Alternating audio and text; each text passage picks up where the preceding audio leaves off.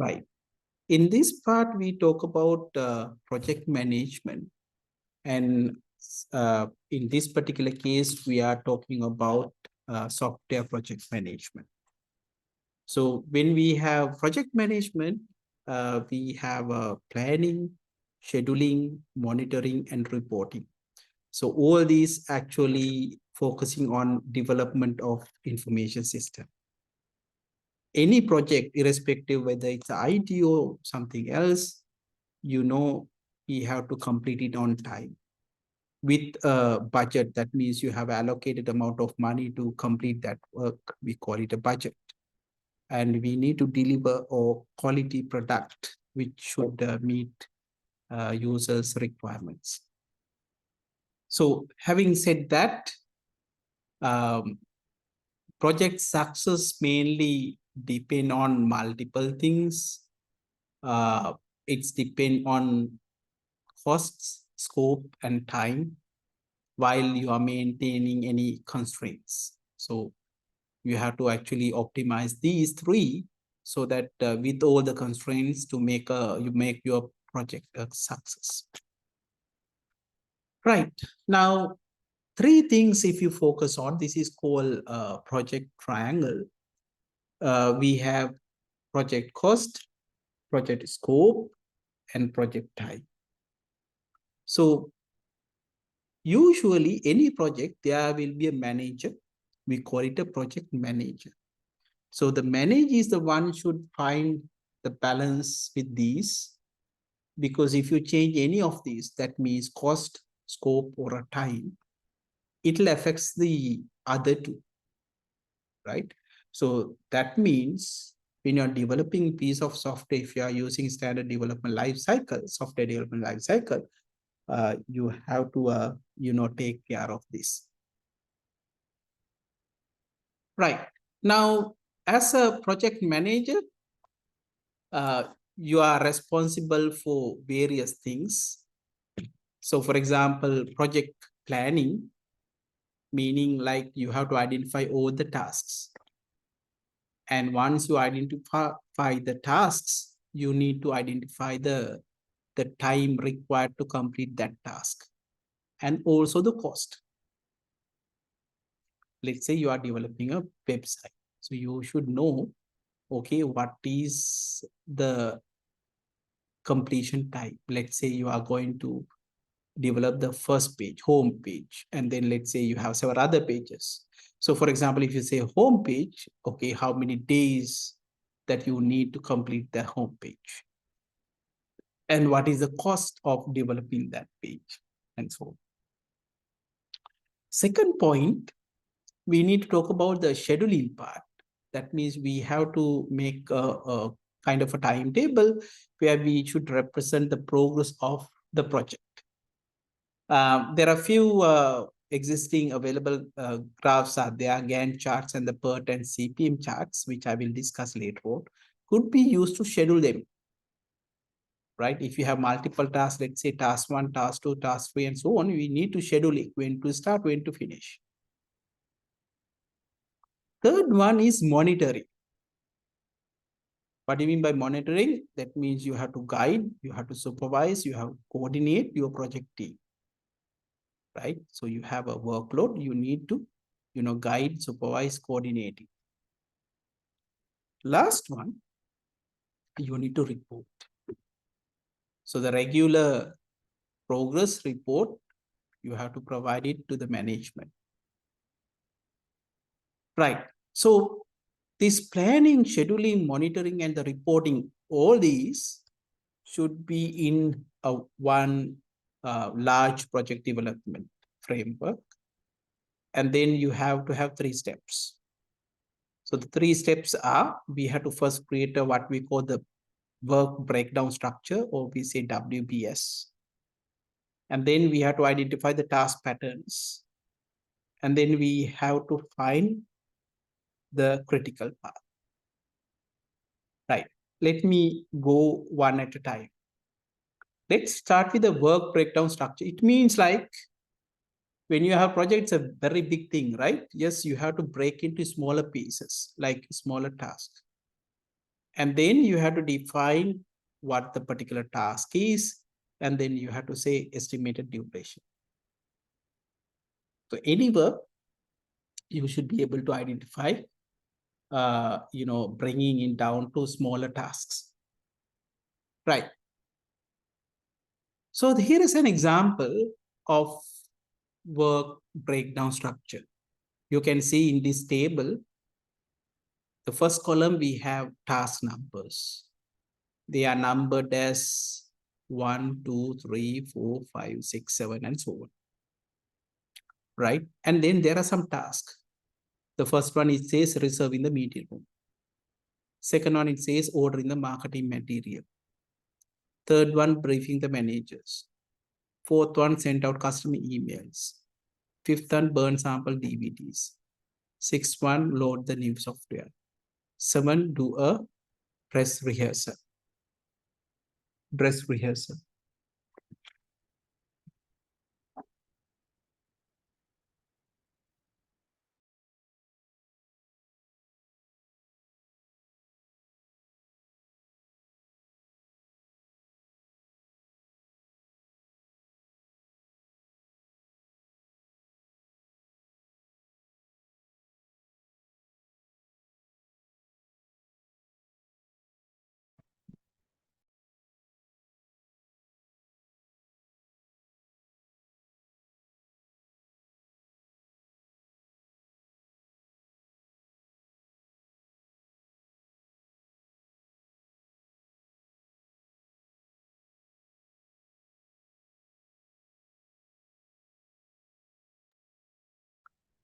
Okay, sorry about that.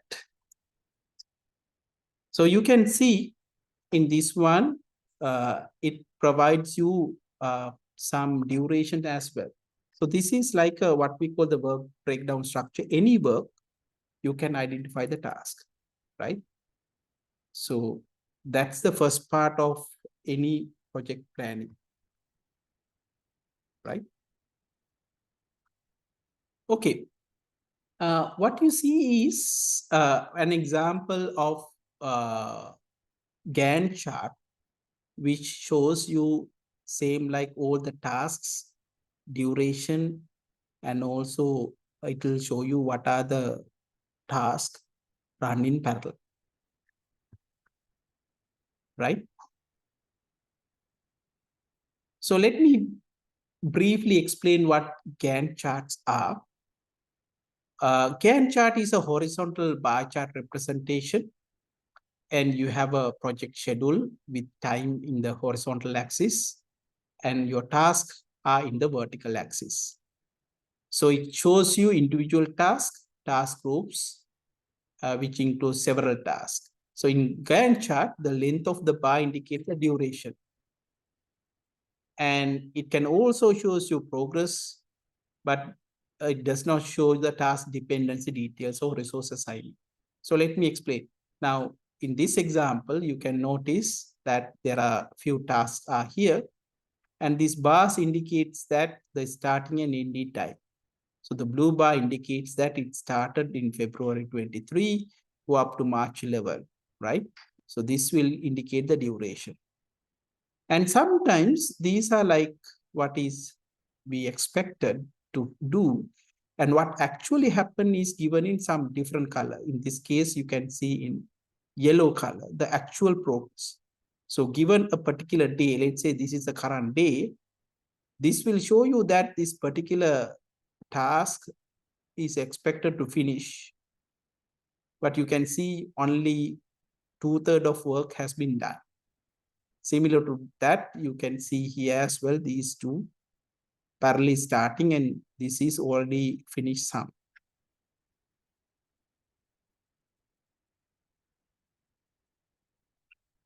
Right. The next chart that I would like to discuss is called CPM, PERT CPM charts. So simply we can represent our project as a kind of a network diagram, and all these connects with arrows, right? So project manager can use a PERT chart to decide on overall duration of the project. So you can find out how long it will take to finish the project. And then other information like the ID, the duration, when to start and when to finish, all this information should be there. Right? So that's normally how it works.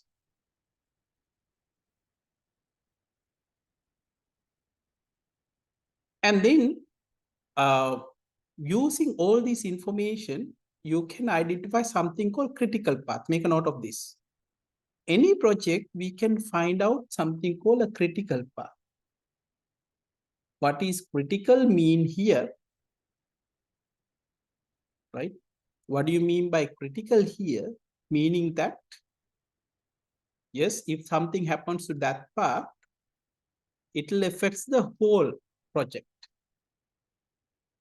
Okay, so that's what it means.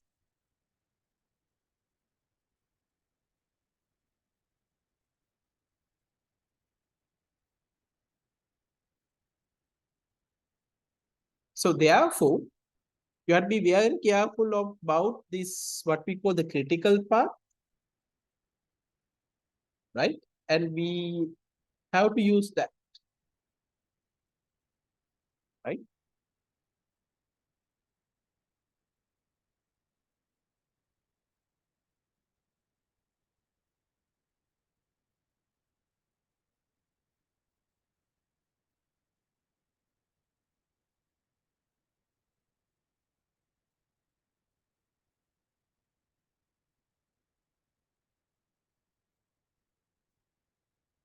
Right. So let me show you some examples where how you do this. So in this one, actually briefly show you a Gantt chart, the dependency and information about a particular task, right? And also start and end times. Right. Now, for example, let me explain use of PERT charts. In this particular example, it will show you website design progress. And in here, you can see you have a particular task, that means design website. So there are 3 tasks happen in parallel. So write HTML is done by Robert, contact service provider by George, and the create artwork by Linda. And then finally, you are going to test software, then upload HTML. So you can notice that, right? The critical path is represented in the red color. That means you can't delay this. Because writing HTML takes 5 weeks. This is 0, this is 4 weeks. Ideally, we have to stick on to this one.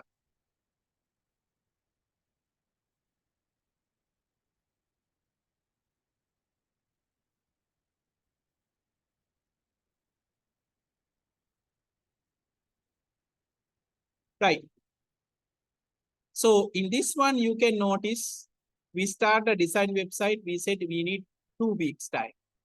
And then after 2 weeks, you will see we are going to write in HTML, contact service provider, create artwork. Then we meet the test software and you can see starting value is 5. Why? Because we have 2, 3, 4, right? 2, 3, 4. And then we have 5 weeks, 0 days, 4 weeks. So it will use 5 weeks. So you put 5 and it says 1 week time. So 5 plus 1, it becomes 6 next time, right?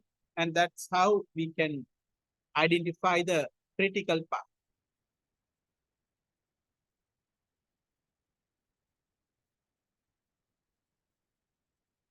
Someone can ask which chart type is better. So Gantt chart offer what we call the snapshots.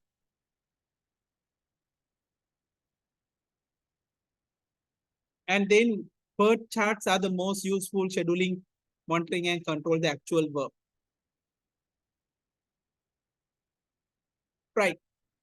So let's look at how we can identify tasks in a work breakdown structure. A work breakdown structure must clearly identify each task and include the estimated time. So this is important. Estimation is important here. A task or activity is any work that has a beginning and an end and requires the use of company resources such as people, time, and money. And final point, every project, it has events, milestones. An event or a milestone is a recognizable reference point that you can use to monitor the progress. For example, you can say start of user training, the conversion of system data, and completion of interviews.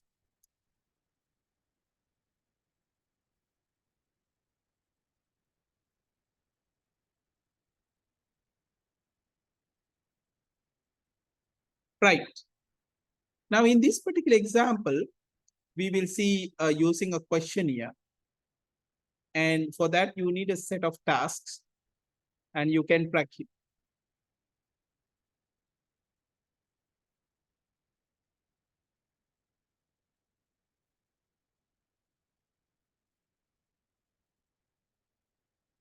So the next question is, how do you identify the task? Right? Very important when you work with the people. So if you want to estimate the time,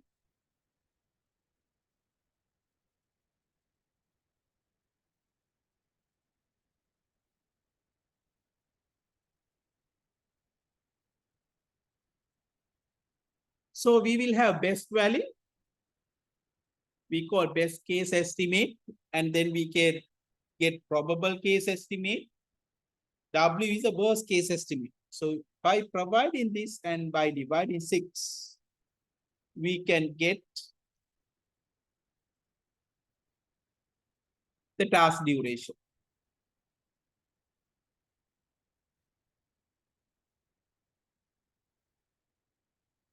Okay, small exercise. Let's send me the correct answer.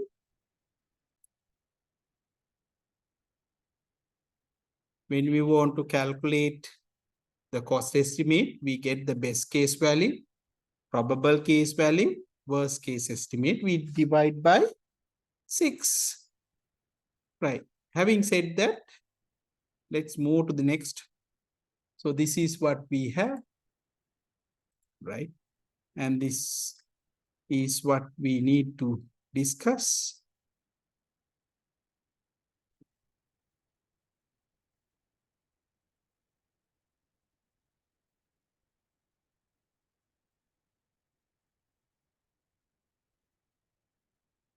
So that means given this, the best case is 20 days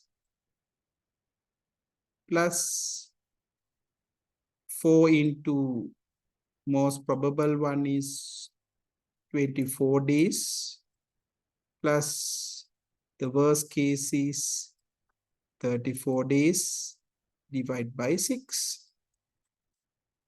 So if you get the calculator done,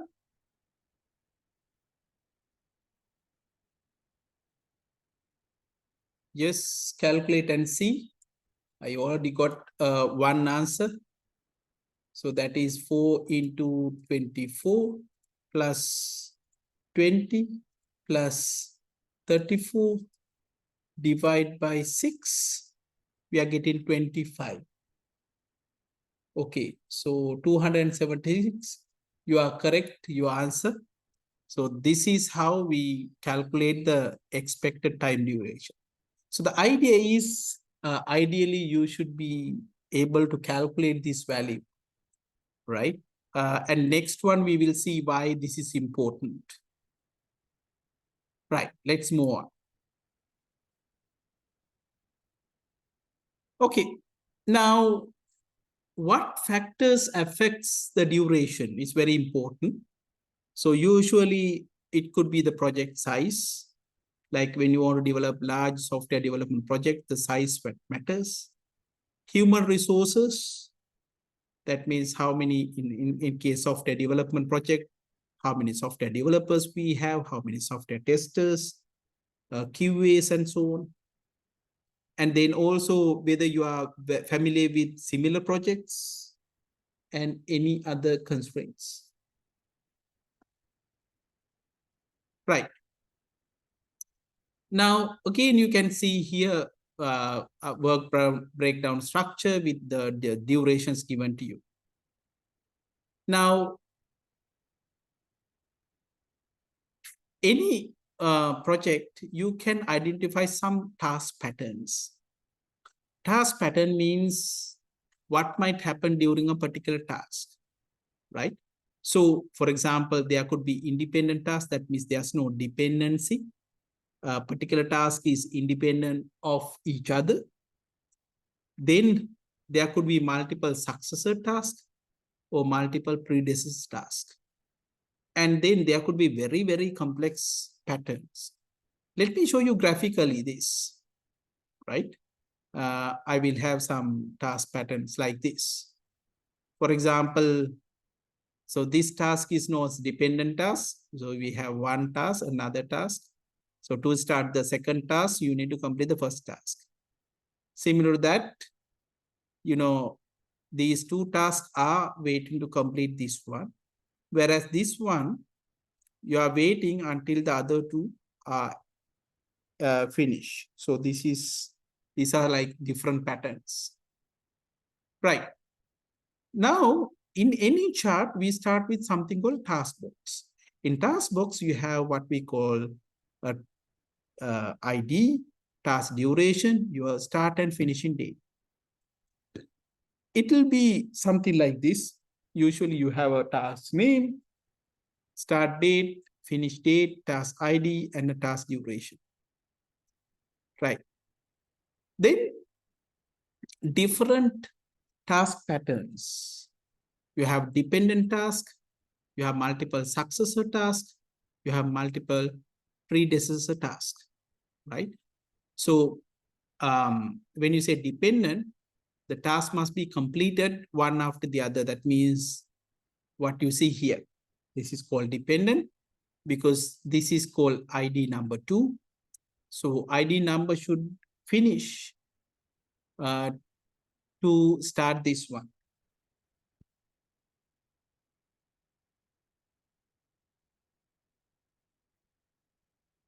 Next, we have multiple successor tasks. That means after finishing, let's say in this particular developer pair, right? There are two successor tasks, arrange interviews and design serve.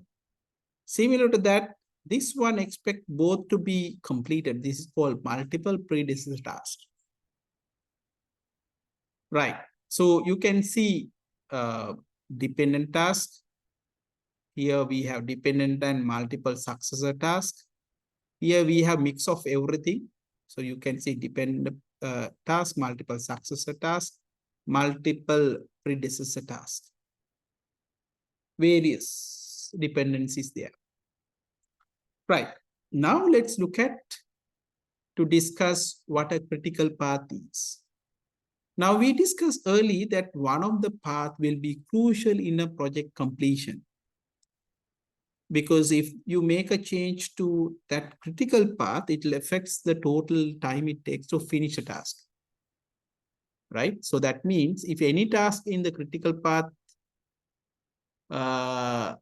delays, that entire project has to be delayed.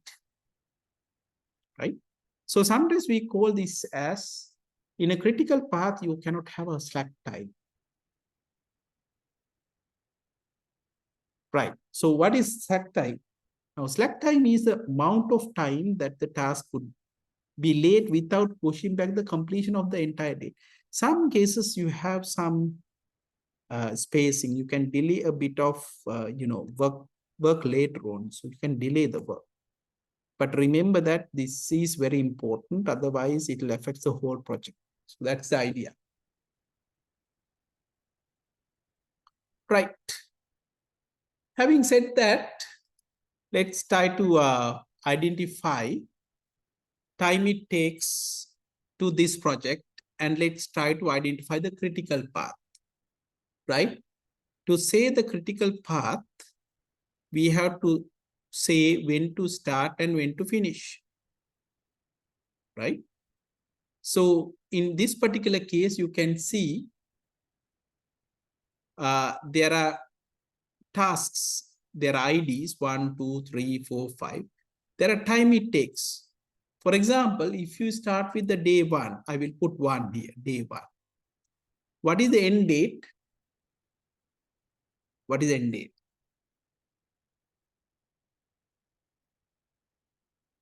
It says 10. You start with 1. What is the end date?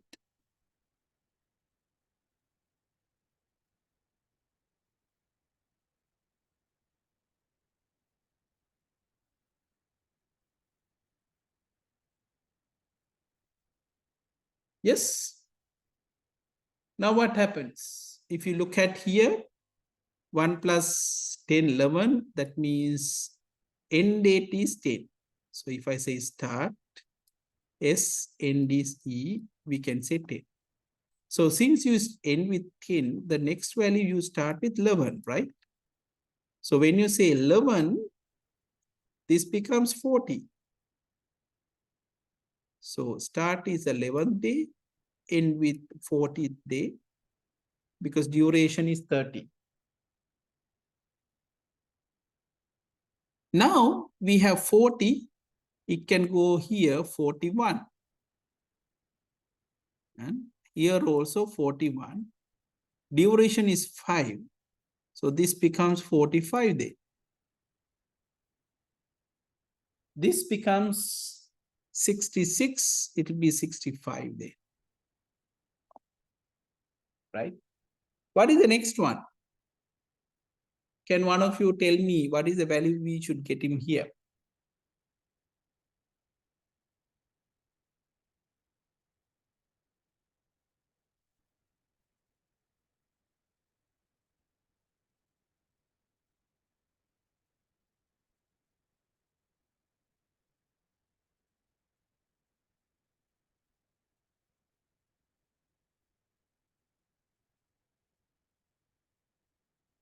Right.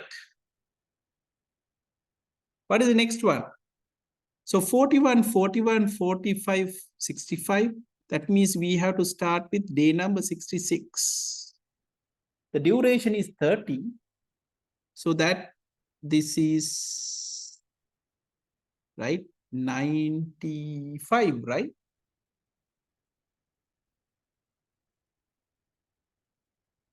Is it all right?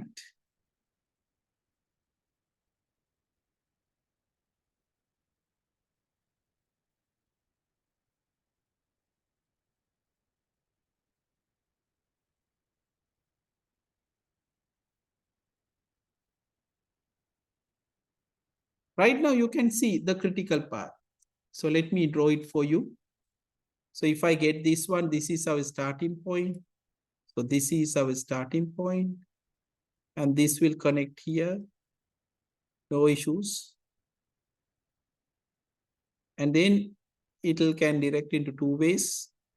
Could go either direction and come to end here.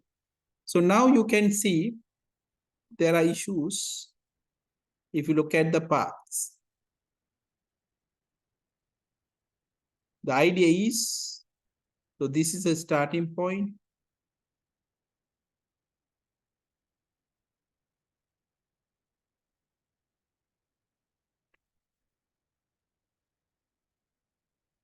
And then you will have here, this is the path, crucial path. You can make changes to here, right? So this could be our critical path. What it says, basically, if there's a delay in this, then it will delay the whole project, right? But this one, it will take only 5 days. It can start immediately with 41 or maybe end with 90, right? So those are possibilities. So the critical path would be, it will go to 1 to 2, then 2 to 3.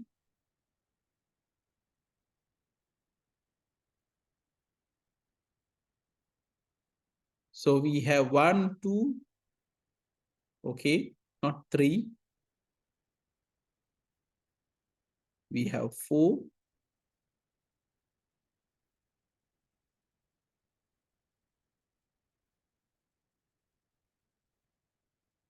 You can have 5 like this. So this is called a critical path.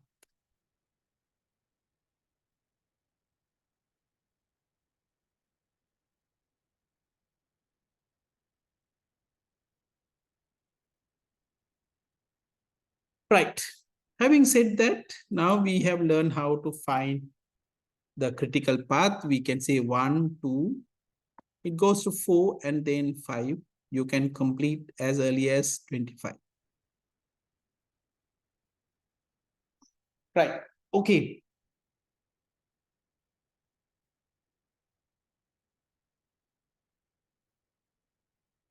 Right. Given this one, can you identify the time takes to complete the project? For the first one, yes, we can have tasks like this. Let me simplify this. Task number 1, start in date, day number 1, end with again day number 1.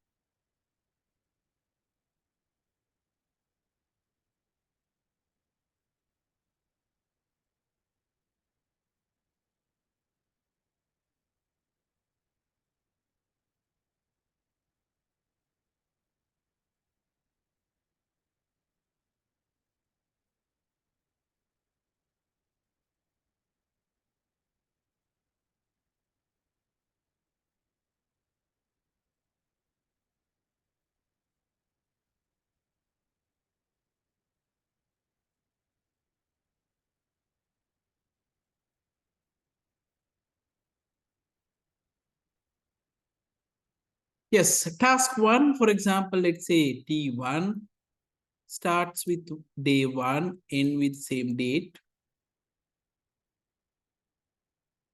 And the ID is also 1. We'll say ID is 1. You can say 1 day here.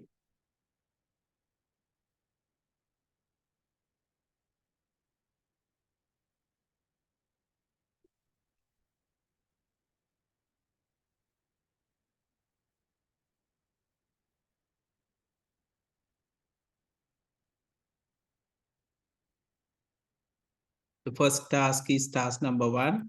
We can say develop plan.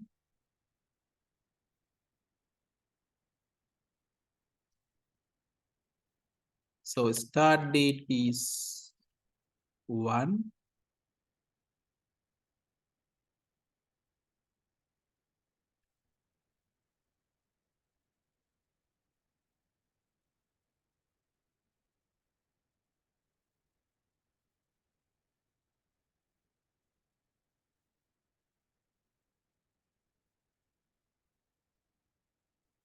So we have the duration. Start day 1. Duration is also day 1.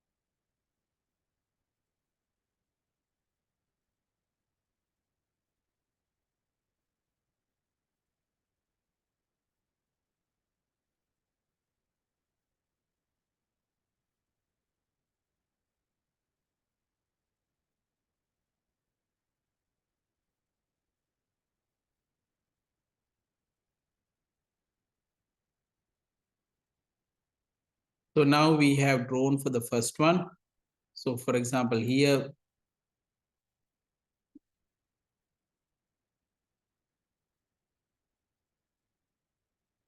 so what happens here? Duration is also 1 day.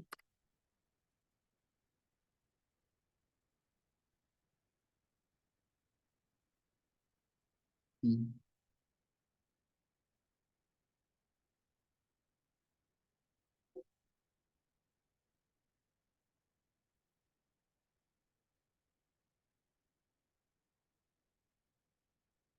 So that is the development plan. And you can see if you just put this as nodes, you can try it out this later on. The task number one look like this. Let's say task number one, we have like,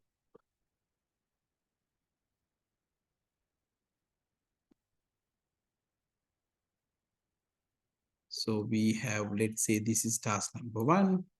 Then we have assigned task. There are two.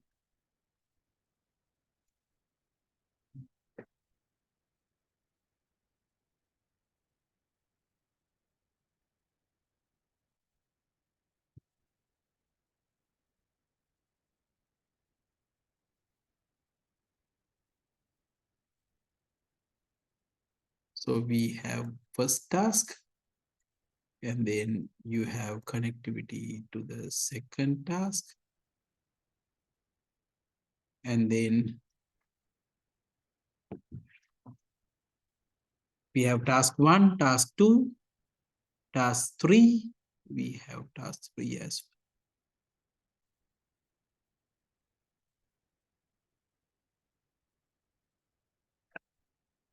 well, right? You can see the third one. Then fourth one, it's with four, number two. Third one, it's 5.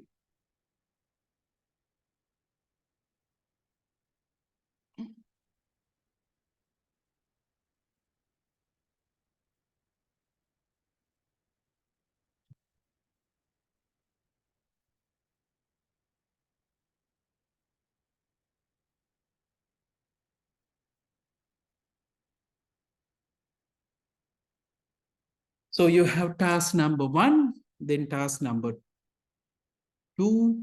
There are two actually obtained hardware.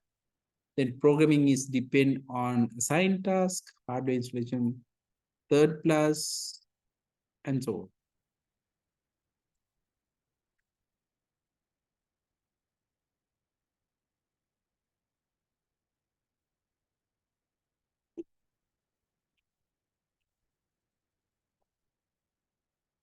I need everybody to work on this by hand and then try to find me the critical path, which path is the more dependent, right? So check that one.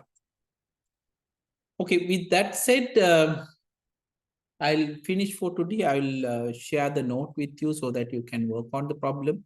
And there'll be a small submission link. You should, finish it and submit it there. Okay, let's mark the attendance then.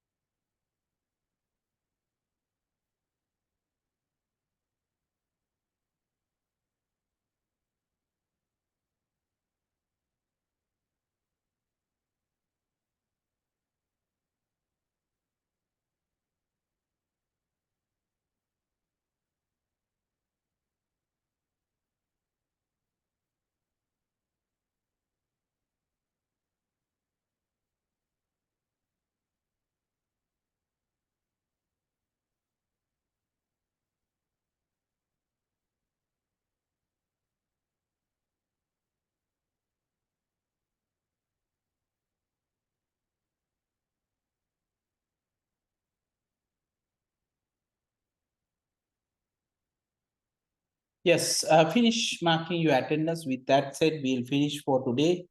And what we have discussed is mainly focusing on the per charts.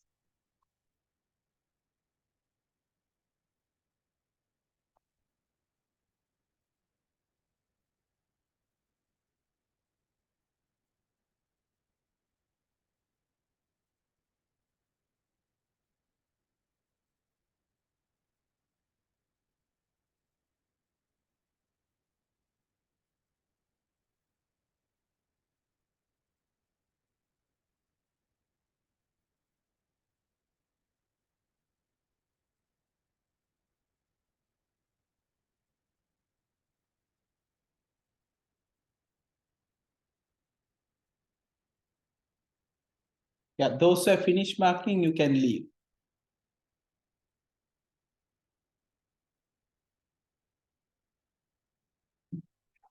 I will check tomorrow's session, but I thought we have a practical session tomorrow. So Yasara, tomorrow session online. That I will check and let you know.